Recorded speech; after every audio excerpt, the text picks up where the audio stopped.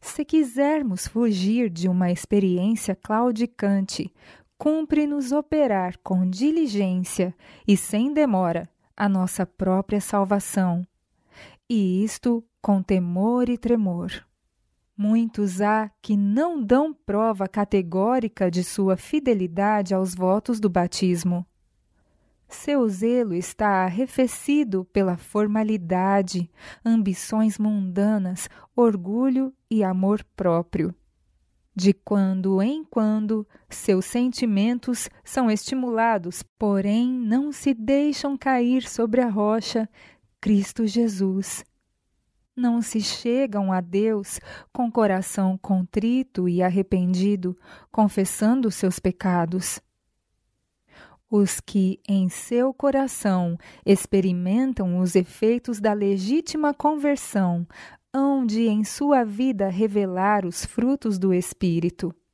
Oxalá se persuadissem todos os que têm vida espiritual tão diminuta, de que a vida eterna só será concedida aos que participam da natureza divina, fugindo às corrupções e concupiscências deste século. Somente a virtude de Cristo é que pode operar uma transformação do coração e do espírito, a qual todos necessitam a fim de poder com Ele partilhar a nova vida no reino dos céus. Aquele que não nascer de novo, disse Jesus, não pode ver o reino de Deus. A religião que vem de Deus é a única que a Ele conduz. Para podermos servi-lo como convém, importa nascer do Divino Espírito. Seremos então induzidos à vigilância, tendo purificado o coração e renovado o entendimento, e obtido graça para conhecer e amar a Deus. Isto nos tornará dispostos para obedecer a todos os reclamos divinos, que é o em que consiste o culto legítimo. Deus requer de seu povo crescimento progressivo. Devemos aprender que condescender com o apetite constitui o maior embaraço ao cultivo do espírito e à santificação da alma. Apesar de sua adesão à reforma do regime alimentar, muitos seguem regime impróprio. A transigência com o apetite é a causa principal da debilidade física e mental e é, em grande parte, responsável pela fraqueza e morte prematura de muitos. Todo indivíduo que aspira à pureza de espírito deve ter sempre presente que em Cristo há virtude para vencer o apetite. A alimentação cárnea. Se pudéssemos auferir qualquer benefício da condescendência com o desejo de alimentos cárneos, eu não vos faria este apelo, mas sei que tal não se dá. A alimentação cárnea é prejudicial ao bem-estar físico e devemos aprender a passar sem ela. Os que estão em condições de seguir o regime vegetariano, mas atêm-se às suas preferências, comendo e bebendo o que lhes apraz, a pouco e pouco se tornarão descuidosos das instruções que o Senhor lhes deu no tocante às outras verdades, e serão, por fim, incapazes de discernir estas, colhendo o que semearam. Aos alunos de nossas escolas não se deve servir carne, nem quaisquer outros alimentos que se sabe serem prejudiciais. Nada que possa promover o apetite de estimulantes deve ser posto à mesa. Apelo para os velhos, os moços e os de meia idade. Negai ao vosso apetite o que vos possa causar dano. Servi ao Senhor com sacrifício. As próprias crianças devem desempenhar parte inteligente nesta obra. Somos todos membros de uma só família e Deus quer que seus filhos tanto moços como velhos, se resolvam a negar-se no apetite e a poupar os meios necessários à construção de casas de culto e ao sustento dos missionários. Estou habilitada a dizer aos pais: colocai-vos nesta questão com alma e espírito ao lado do Senhor. Precisamos lembrar constantemente que estamos em juízo perante o Senhor do Universo nestes dias de graça. Não vos quereis libertar das condescendências que vos estão prejudicando? É fácil fazer uma profissão formal de fé. Testifiquem, porém, os vossos atos de renúncia, de vossa obediência aos preceitos que Deus estabelece para seu povo peculiar.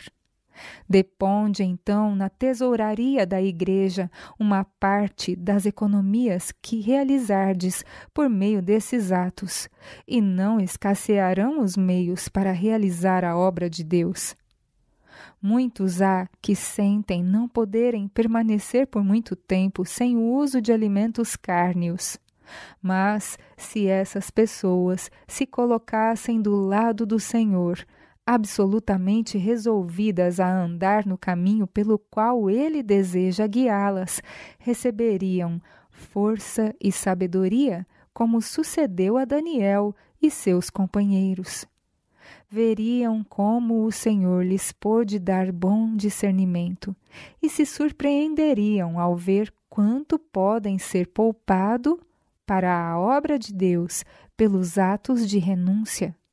As pequenas somas poupadas por atos de sacrifício farão mais para o levantamento da obra de Deus do que os grandes donativos que forem feitos sem renúncia. Os adventistas do sétimo dia proclamam verdades momentosas. Há mais de 40 anos, o Senhor nos deu luz especial sobre a reforma do regime alimentar, mas de que modo estamos andando nessa luz? Quantos têm recusado viver de acordo com os conselhos de Deus? Como povo, nossos progressos deveriam ser proporcionais à luz que recebemos. Nosso dever é compreender e respeitar os princípios da reforma do regime alimentar. No tocante à temperança, deveríamos haver progredido mais do que qualquer outro povo, e, entretanto, há ainda entre nós membros da Igreja bem instruídos e mesmo ministros do Evangelho que têm pouco respeito pela luz que Deus deu sobre o assunto. Comem o que lhe apraz e procedem do mesmo modo. Os que ocupam cargo de instrutor e dirigente em nossa causa devem estar firmados no terreno da Bíblia com relação à reforma do regime alimentar e dar testemunho decidido aos que creem que estamos vivendo nos últimos dias da história deste mundo. Cumpre traçar uma linha divisória entre os que servem a Deus e os que servem a si próprios. Os princípios que nos foram propostos no começo desta mensagem são tão importantes e devem ser considerados com tanta consciência hoje em dia como o foram então. Muitos há que nunca seguiram a luz dada com respeito ao regime alimentar. É tempo de tirar a luz de sob o alqueire e fazê-la resplandecer com radiação clara e luminosa. Os princípios do regime alimentar significam muito para nós, individualmente e como povo. Quando pela primeira vez me veio a mensagem da reforma alimentar, eu era fraca e muito débil, sujeita a desmaios frequentes. Roguei a Deus que me auxiliasse e Ele me apresentou a grande questão da reforma da alimentação. Revelou-me que os que estão guardando seus mandamentos deverão ser postos em relação sagrada com Ele e, por meio da temperança observada no comer e no beber, conservar o espírito e o corpo nas condições mais favoráveis para o seu serviço. Essa luz me foi grande bênção. Tomei posição como observadora da reforma do regime alimentar, sabendo que o Senhor me fortaleceria. Tenho hoje melhor saúde do que na juventude, apesar da minha idade. Houve quem alegasse que não tenho seguido os princípios da reforma alimentar, tais como os defendo com a pena. Posso, entretanto, dizer que tenho sido fiel a essa reforma. Os membros da minha família sabem que isso é verdade. Para a glória de Deus. Não estabelecemos regra alguma para ser seguida no regime alimentar, mas dizemos que nos países onde abundam as frutas, cereais e nozes, os alimentos cárneos não constituem alimentação própria para o povo de Deus. Fui instruída que a alimentação de carne tende a embrutecer a natureza e a privar os homens daquele amor e simpatia que devem sentir uns pelos outros, dando aos instintos baixos o domínio sobre as faculdades superiores do ser. Se a alimentação de carne foi saudável algum dia, é perigosa agora. Constitui em grande parte a causa dos cânceres, tumores e moléstias dos pulmões. Não nos compete fazer do uso da alimentação cárnea uma prova de comunhão. Devemos, porém, considerar a influência que crentes professos que fazem uso de carne têm sobre outras pessoas. Como mensageiros de Deus, não devemos testemunhar ao povo. Quer comais, quer bebais, ou façais qualquer outra coisa, fazei tudo para a glória de Deus? Não devemos dar um testemunho decidido contra a transigência com o apetite pervertido? Porventura, os ministros do Evangelho que estão a proclamar a verdade mais solene já enviada aos mortais devem constituir-se exemplo no regresso às panelas de carne do Egito? É lícito que os que são sustentados pelos dízimos dos celeiros de Deus se permitam a condescendência que tende a envenenar a corrente vivificadora que lhes flui nas veias? Desprezarão a luz que Deus lhes deu e as advertências que lhes faz? A saúde do corpo deve ser considerada como essencial para o crescimento na graça e para a aquisição de bom temperamento. Se o estômago não for bem cuidado, a formação de caráter moral íntegro será prejudicada.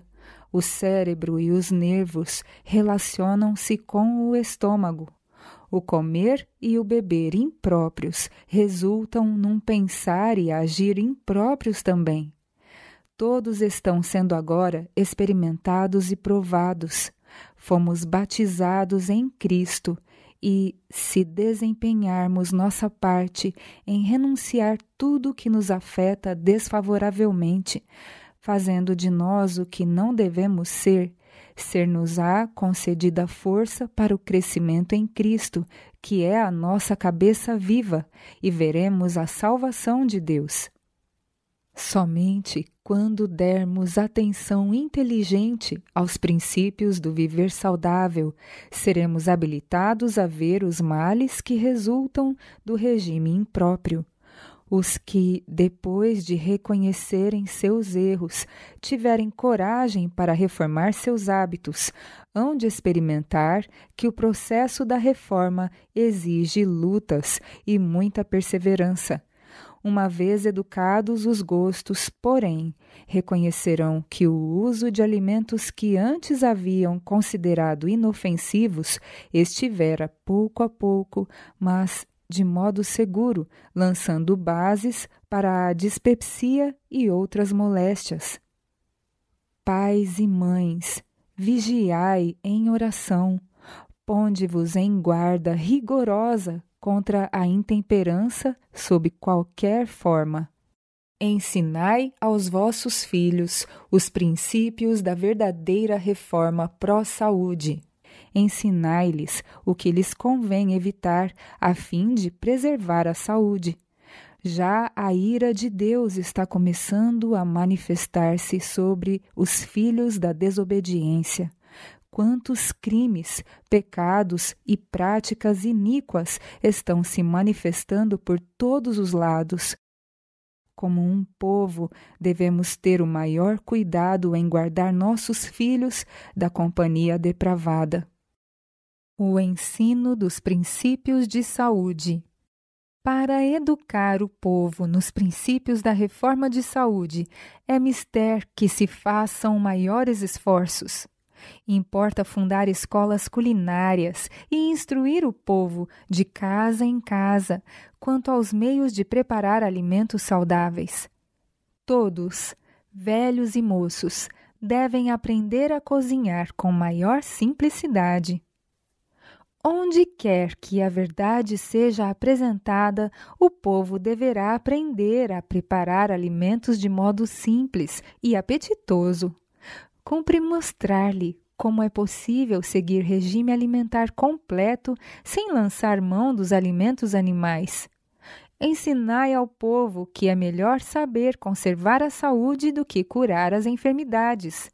Nossos médicos devem ser educadores sábios, advertindo a todos contra a tolerância dos apetites e mostrando que a abstinência das coisas que Deus proibiu é o único modo de evitar a ruína, não só do corpo, mas também do espírito. Muito do cuidado e habilidade devem ser empregados na preparação dos alimentos destinados a substituir os que antigamente constituíam o regime alimentar dos que agora estão aprendendo a ser reformadores. Para esse fim, requer-se fé em Deus, firmeza de propósito e o desejo de promover o auxílio mútuo. Um regime que deixa de fornecer os elementos próprios da nutrição acarreta o opróbrio da causa da reforma da saúde. Somos mortais e temos que prover o alimento próprio para o corpo. Exageros no regime alimentar. Alguns de nosso povo, posto que se abstenham conscienciosamente de alimentos impróprios, deixam, todavia, de suprir-se dos elementos necessários ao sustento do corpo, nutrindo ideias exageradas a respeito da reforma da saúde, correm o risco de preparar pratos tão insípidos que não satisfazem. Cumpre preparar o alimento de modo a ser não só apetitoso, como substancial. Não se deve subtrair ao corpo o que ele necessita. Eu uso sal e sempre o usei, porque o sal, em vez de produzir efeito deletério, é realmente essencial para o sangue. Os vegetais devem tornar-se saborosos com um pouco de leite, nata ou algo equivalente. Posto que se tenha advertido contra o perigo de contrair enfermidades pelo uso da manteiga e contra os males provenientes do uso abundante de ovos por parte das crianças, não devemos considerar violação do princípio usar ovos de galinhas bem tratadas e convenientemente alimentadas.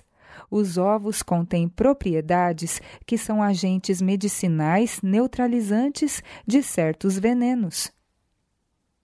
Abstendo-se de leite, ovos e manteiga, alguns deixaram de prover ao organismo o alimento necessário e, em consequência, se enfraqueceram e incapacitaram para o trabalho. Desarte a reforma de saúde perde o seu prestígio. A obra que temos procurado erigir solidamente confunde-se com coisas estranhas que Deus não exigiu e as energias da Igreja se paralisam. Mas Deus intervirá para evitar os resultados das ideias tão extremadas. O Evangelho tem por alvo harmonizar a raça pecaminosa. O seu fim é levar ricos e pobres conjuntamente aos pés de Jesus. Tempo virá em que talvez tenhamos de deixar alguns dos artigos de que se compõe o nosso atual regime, tais como leite, nata e ovos, mas não é necessário provocar perplexidades para nós mesmos com restrições exageradas e prematuras. Esperai até que as circunstâncias o exijam e o Senhor prepare caminho para isso. Os que almejam êxito na proclamação dos princípios da reforma de saúde deverão fazer da palavra de Deus seu guia e conselheiro. Somente quando assim procederem é que os mestres dos princípios dessa reforma poderão permanecer em terreno vantajoso. Evitemos dar testemunho contra ela, deixando de usar alimentos nutritivos e saborosos em lugar dos artigos prejudiciais do regime que abandonamos. De forma alguma satisfaçais o vosso apetite quando este requer estimulantes. Tomai somente alimentos simples, nutritivos e agradecei a Deus constantemente os princípios da reforma da saúde. Em todas as coisas, sede verdadeiros e retos e ganhareis vitórias preciosas. O regime alimentar em países diversos. Conquanto, trabalhando contra a glutonaria e a intemperança, necessitamos reconhecer a condição a que está sujeita a família humana. Deus fez provisões para os que vivem nas diversas partes do mundo. Os que desejam ser seus cooperadores devem refletir maduramente antes de especificar os alimentos que devem ser usados e os que não devem. Cumpre colocar-nos em ligação íntima com as massas. Se a reforma da saúde, com todo o seu rigor, for ensinada àqueles cujas circunstâncias não lhes permitem a sua adoção, ter-se-á produzido mais dano do que bem. Quando prego o Evangelho aos pobres, sou instruída a dizer-lhes que tomem os alimentos mais nutritivos. Não posso dizer-lhes, não deveis comer ovos, nem usar leite ou nata. Não deveis empregar manteiga no preparo de vossos alimentos. Cumpre que o Evangelho seja pregado aos pobres, mas ainda não chegamos ao tempo em que deverá ser prescrito o regime dietético mais rigoroso. Palavras aos vacilantes. Os ministros que se sentem em liberdade para tolerar o apetite estão longe de atingir o alvo. Deus os quer como reformadores da saúde. Deseja-os vivendo na luz que foi dada sobre este assunto. Entristece-me ver os que deveriam ser zelosos dos nossos princípios de saúde, ainda não convertidos ao modo de vida que nos convém. Oro ao Senhor para que lhes impressione o espírito com o fato de que estão sofrendo grande perda. Se tudo fosse como deveria ser nos lares de que se compõem nossas igrejas, faríamos trabalho dobrado para o Senhor. A fim de serem purificados e permanecerem puros, os adventistas do sétimo dia deverão possuir o Espírito Santo em seu coração e lar. O Senhor me revelou que quando o Israel de hoje se humilhar perante ele e limpar toda mancha que porventura contamine o templo da alma, ouvir-lhe-á as orações em favor dos enfermos e os abençoará no uso de seus remédios. Se o agente humano fizer pela fé tudo quanto puder para combater a enfermidade, empregando os métodos simples de tratamento por Deus providos, seus esforços serão abençoados por ele. Se depois de tanta luz que lhes foi dada, os filhos de Deus ainda mantiverem hábitos errôneos, condescendendo com o apetite e recusando reformar-se, sofrerão fatalmente as consequências da transgressão. Se propuserem satisfazer o apetite pervertido, seja a que preço for, Deus não os salvará miraculosamente daquilo que é o resultado de sua condescendência. Em tormentos jazereis. Os que preferem ser presunçosos, dizendo: "O Senhor me curou. Não necessito restringir o regime dietético. Posso comer e beber o que me aprouver." Necessitarão no corpo e na alma do poder restaurador de Deus. Em vista de o Senhor vos ter misericordiosamente curado, não deveis supor que podeis acompanhar as práticas condescendentes do mundo. Fazei o que Cristo ordenava, depois de operada a cura. Vai-te e não peques mais. O apetite não deve ser vosso Deus. O Senhor deu sua palavra ao Israel antigo, de que se apegassem firmemente a ele e cumprissem todos os seus reclamos, guardaria todos os seus das doenças que haviam atribulado os egípcios. Mas essa promessa foi feita sob condição de obediência. Se os israelitas houvessem obedecido às instruções recebidas, aproveitando-se de suas vantagens, ter-se-iam tornado para o mundo um modelo de saúde e prosperidade. Deixaram de cumprir o plano divino e, desta forma, de receber também as bênçãos que poderiam ter sido suas. Mas em José e Daniel, Moisés e Elias, e em muitos outros, temos exemplos nobres dos resultados que se podem obter de um plano sábio de vida. Da mesma maneira, a fidelidade hoje em dia produzirá resultados idênticos. É para nós que está escrito: "Vós sois a geração eleita, o sacerdócio real, a nação santa, o povo adquirido, para que anuncieis as virtudes daquele que vos chamou das trevas para a sua maravilhosa luz." Quantos se privam das bênçãos mais preciosas que Deus tem em depósito para eles, seja em saúde, seja em dons espirituais? Há muitas almas que reclamam vitórias e bênçãos especiais para que possam fazer alguma coisa apreciável.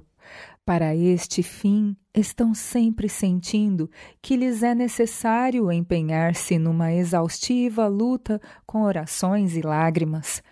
Quando tais pessoas esquadrinharem as Escrituras com espírito de oração, para conhecer a vontade divina e pô-la em prática de todo o coração, sem reserva alguma, nem tolerância de qualquer espécie, encontrarão descanso. Todas as agonias, lágrimas e lutas não lhes produzirão a bênção que anelam. O eu precisa ser totalmente renunciado. Devem fazer a obra que se lhes apresenta, recebendo a plenitude da graça de Deus, que é prometida a todos os que a pedem com fé.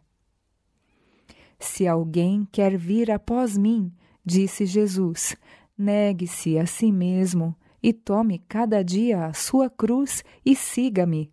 Sigamos o Salvador em sua simplicidade e renúncia.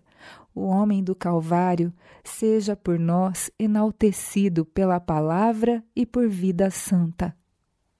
O Salvador chega muito perto dos que se consagram a Deus. Se já houve um tempo em que mais necessitássemos da operação do Espírito Santo no coração e vida, esse tempo é o presente. Asseguremo-nos deste poder divino para termos a força de viver uma vida de santidade e renúncia. Participantes da natureza divina. Jesus repousava na sabedoria e força de seu Pai Celeste. Declara: o Senhor Jeová me ajuda, pelo que me não confundo, e sei que não serei confundido. Eis que o Senhor Jeová me ajuda. Mostrando seu próprio exemplo, diz-nos: quem há entre vós que tema ao Senhor? Quando andar em trevas e não tiver luz nenhuma, confie no nome do Senhor e firme-se sobre o seu Deus. Vem o príncipe do mundo, disse Jesus. Ele nada tem em mim. Nada havia nele que correspondesse aos sofismas de Satanás. Ele não consentia com o pecado, nem por um pensamento cedia à tentação. O mesmo se pode dar conosco. A humanidade de Cristo estava unida à divindade, estava habilitado para o conflito mediante a presença interior do Espírito Santo, e veio para nos tornar participantes da natureza divina. Enquanto a Ele estivermos ligados pela fé, o pecado não mais terá domínio sobre nós. Deus nos toma a mão da fé e a leva a apoderar-se firmemente da divindade de Cristo, a fim de atingirmos a perfeição de caráter.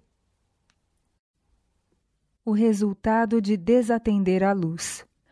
A doença que visitou a muitas famílias não teria ocorrido tivessem elas seguido a luz que Deus lhes confiou.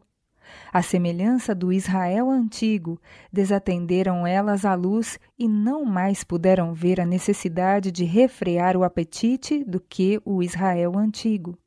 Os filhos de Israel desejavam obter alimentos cárneos e diziam, como o fazem muitos agora: se não tivermos carne, morreremos. Deus deu carne ao rebelde Israel, mas sua maldição o acompanhou. Milhares deles pereceram enquanto a carne ainda lhes estava entre os dentes. Temos o exemplo do Israel antigo e a advertência para que não façamos como eles. Como podemos ir avante tão indiferentemente, escolhendo o nosso próprio caminho, seguindo a luz dos nossos próprios olhos e afastando-nos mais e mais de Deus, como o fizeram os hebreus? Deus não pode fazer grandes coisas por seu povo em virtude de sua dureza de coração e pecaminosa descrença. Deus não faz acepção de pessoas, mas em todas as gerações os que temem ao Senhor e obram o que é justo são por Ele aceitos, enquanto os que são murmuradores, incrédulos e rebeldes não obterão o seu favor nem as bênçãos prometidas aos que amam a verdade e nela andam. Os que possuem a luz e não a seguem, mas desatendem os reclamos divinos, notarão que suas bênçãos se converteram em maldições e em juízo às suas misericórdias. Deus deseja que aprendamos humildade e obediência ao lermos a história do Israel antigo, que fora seu povo escolhido e peculiar, mas que trouxe sua própria destruição pelo fato de haver seguido os seus próprios caminhos. Fidelidade às leis da saúde. Estou convencida de que ninguém precisa tornar-se doente ao preparar-se para a reunião campal, se observar as leis da saúde em sua cozinha. Se não fizer nenhum bolo nem pastel, mas fizer pão simples, integral e depender de frutas em conserva ou secas, não necessita contrair doença ao preparar-se para a reunião, nem precisará ficar doente enquanto lá estiver. Ninguém deve estar durante toda a reunião sem algum alimento quente. Os irmãos e as irmãs não devem ficar doentes no acampamento. Se vestirem de maneira apropriada nas horas frias da manhã e da noite e forem meticulosos em variar as suas roupas de acordo com a mudança do tempo, de modo a manter circulação apropriada e estritamente observarem regularidade no dormir e no comer alimentos simples, não tomando nada entre as refeições, não precisam ficar doentes. Os que têm estado empenhados em trabalho árduo de dia para dia, agora cessam os seus exercícios. Por isso, não devem comer a sua quantidade comum de alimento. Se o fizerem, seu estômago será sobrecarregado. Desejamos ter, de modo especial, as energias cerebrais vigorosas nessas reuniões e no melhor estado de saúde possível, para ouvirmos a verdade, apreciá-la, retê-la, a fim de que todos possamos praticá-la após voltarmos da reunião. Se o estômago é sobrecarregado com muito alimento, ainda que de boa espécie, a energia cerebral é chamada em auxílio dos órgãos digestivos. Há uma sensação de embotamento no cérebro. É quase impossível conservar os olhos abertos. As muitas verdades que devemos ouvir, entender e praticar são inteiramente perdidas pela indisposição ou porque o cérebro está quase paralisado em consequência da quantidade de alimento ingerido. Cozinha saudável. Muitos não consideram este um assunto de dever, por isso não procuram preparar alimento apropriado. Este pode ser feito de maneira simples, saudável e fácil, sem usar banha, manteiga ou alimentos cárneos. A habilidade deve estar ligada à simplicidade. Para isso, as senhoras devem ler e depois transformar pacientemente em prática o que leram. Muitas estão sofrendo por não quererem dar-se ao incômodo de fazer isso.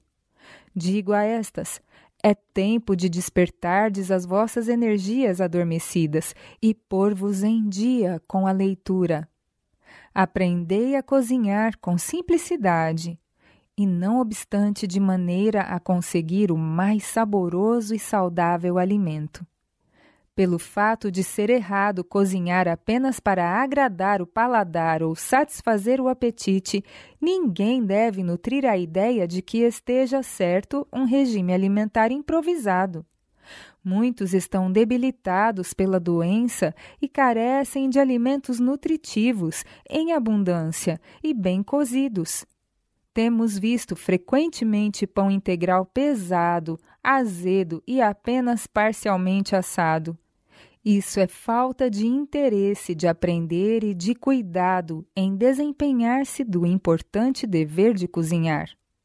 Às vezes, encontramos broas ou biscoitos secos, não assados e outras coisas dessa espécie.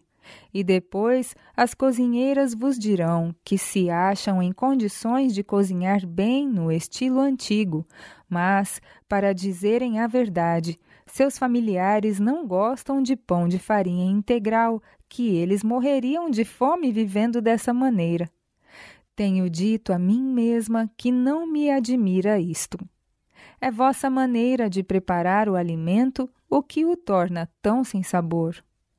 Comer tal alimento levaria certamente a pessoa à dispepsia. Essas pobres cozinheiras e os que têm de comer o seu alimento dirão solenemente que a reforma de saúde não se lhes ajusta. O estômago não tem poder para transformar em bom o pão pobre, pesado e azedo. Ao contrário, esse pão pobre transformará em doente o estômago são. Os que usam tal alimento sabem que estão diminuindo o vigor. Não há uma causa? Algumas dessas pessoas se dizem reformadores, mas não o são. Elas não sabem cozinhar. Preparam bolos, batatas e pão de farinha integral, mas há sempre a mesma rotina, com pouca variação, e o organismo deixa de ser fortalecido. Parece-lhes inútil o tempo empregado em obter uma experiência cabal no preparo de alimento saudável e saboroso. Aprendei a cozinhar. Frequentemente, nossas irmãs não sabem cozinhar. A estas eu diria: eu iria à melhor cozinheira que se pudesse encontrar no país e permaneceria aí, se necessário, por semanas, até que me tornasse mestre na arte, uma inteligente e hábil cozinheira. Assim faria eu se tivesse uns 40 anos. É vosso dever saber cozinhar da mesma maneira que é dever vosso ensinar vossas filhas a fazê-lo. Ao ensinar-lhes a arte culinária, estais construindo ao redor delas uma barreira que as preservará de loucura e do vício a que, de outro modo, serão tentadas a entregar-se. Eu prezo minha costureira, dou valor à minha secretária, mas minha cozinheira, que sabe preparar bem o alimento para sustentar a vida e nutrir o cérebro, os ossos e músculos, ocupa o mais importante lugar entre os auxiliares em minha família. A habilidade mais necessária é dever religioso para os que cozinham aprenderem a preparar alimento saudável em diferentes maneiras, de modo a serem ingeridos com prazer.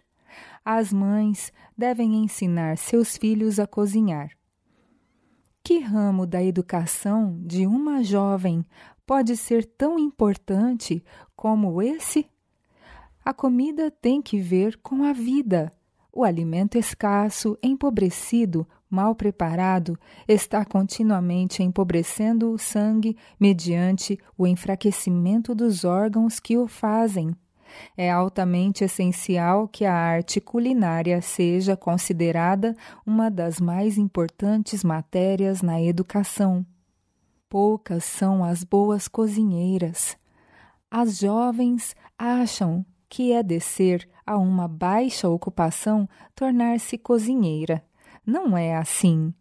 Elas não encaram a questão do devido ponto de vista.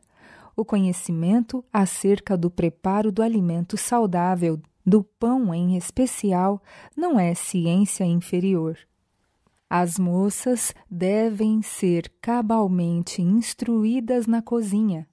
Sejam quais forem suas circunstâncias na vida, aí está um conhecimento que pode ser posto em uso prático. É o ramo da educação que tem influência mais direta sobre a vida humana, especialmente daqueles que mais queridos nos são. Muita esposa e mãe que não teve a devida educação e a quem falta a habilidade na arte culinária apresenta diariamente à sua família comida mal preparada, a qual vai firme e seguramente destruindo os órgãos digestivos, preparando deficiente qualidade de sangue e trazendo, com frequência, ataques agudos de doença inflamatória, causando morte prematura. Muitos foram levados à morte por comerem pão pesado e azedo. Foi-me relatado um caso de uma menina empregada que fez uma fornada de pão azedo e pesado. Para ver-se livre dele e ocultar o caso, atirou-os a um casal de grandes porcos. Na manhã seguinte, o dono da casa encontrou mortos os animais e, examinando a gamela, encontrou pedaços daquele pão pesado. Fez averiguações e a jovem confessou o que fizera. Não pensara no efeito que tal pão teria nos porcos. Se pão azedo e pesado mata porcos que podem devorar cascavéis e quase tudo quanto é detestável, que efeito terá no delicado órgão que é o estômago humano? É dever religioso de cada moça e senhora cristã aprender sem tardança a preparar pão bom e de fácil digestão, de farinha de trigo integral. As mães devem fazer-se acompanhar de suas filhas ainda bem jovens na cozinha e ensinar-lhes a arte de cozinhar. A mãe não pode esperar que suas filhas compreendam os mistérios da conservação do lar sem instrução. Deve ela instruí-las paciente e carinhosamente e tornar o trabalho o mais agradável possível por sua fisionomia alegre e encorajadoras palavras de aprovação. Se elas errarem uma vez, 2 ou 3, não as censureis. O desânimo antecipado está realizando sua obra e tentando-as a dizerem: não adianta, não posso fazer isto. Esse não é o momento para censura. A vontade se está tornando enfraquecida. É necessário o incentivo de palavras encorajadoras, cordiais, esperançosas, como: não se preocupem com os erros que cometeram. Vocês são apenas aprendizes e devem considerar natural cometer erros. Experimentem novamente. Ponham a mente no que estão fazendo. Sejam bem cuidadosas e com certeza serão bem-sucedidas. Muitas mães não consideram a importância dessa espécie de conhecimento e, em lugar de terem a preocupação e o cuidado de ensinar seus filhos a tolerar suas faltas e erros enquanto aprendem, preferem fazer tudo elas mesmas. E, ao cometerem suas filhas alguma falta, ao se esforçarem, elas as mandam embora dizendo: não adianta, você não sabe fazer isto ou aquilo. Você me deixa mais perplexa e me atrapalha mais do que ajuda. Dessa forma, os primeiros esforços das aprendizes são repelidos e o primeiro erro arrefece de tal forma o seu interesse e ardor em aprender que elas temem fazer outra experiência e estão dispostas a costurar, fazer tricô, limpar a casa, qualquer coisa, menos cozinhar. As mães devem fazer-se acompanhar de suas filhas à cozinha e ensiná-las pacientemente. Sua constituição melhorará. Com esse trabalho, seus músculos adquirirão tono e energia, e seus pensamentos serão mais saudáveis e elevados no fim do dia. Elas poderão sentir-se cansadas, mas quão agradável é repousar após uma quantidade de trabalho apreciável. O sono, suave e restaurador do físico, revigora o corpo cansado e prepara-o para os deveres do dia seguinte. Não sugirais a vossos filhos que, trabalhem ou não, é a mesma coisa.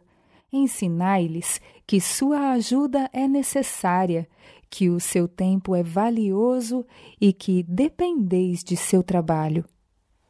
Pão prejudicial.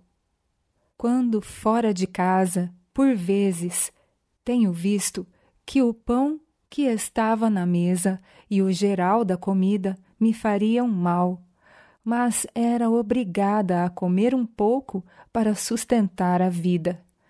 É um pecado aos olhos do céu ter-se tal comida. Tenho sofrido por falta da comida apropriada. Para um estômago dispéptico, podeis pôr sobre a mesa frutas de diferentes espécies, mas não muitas em uma refeição. Assim podeis ter variedades e será apetitoso, e depois de haverdes tomado a refeição, sentir-vos-eis bem. Mudança de regime. As pessoas que condescenderam com o apetite para comer livremente carne, molhos altamente temperados E várias espécies de substanciosos bolos e conservas não podem imediatamente ter prazer num regime simples, saudável e nutritivo. Seu paladar está tão pervertido que não tem apetite para um regime saudável de frutas, pão simples e verduras. Não devem esperar que, logo de início, tenham prazer em alimento tão diferente daquele com que têm estado condescendendo.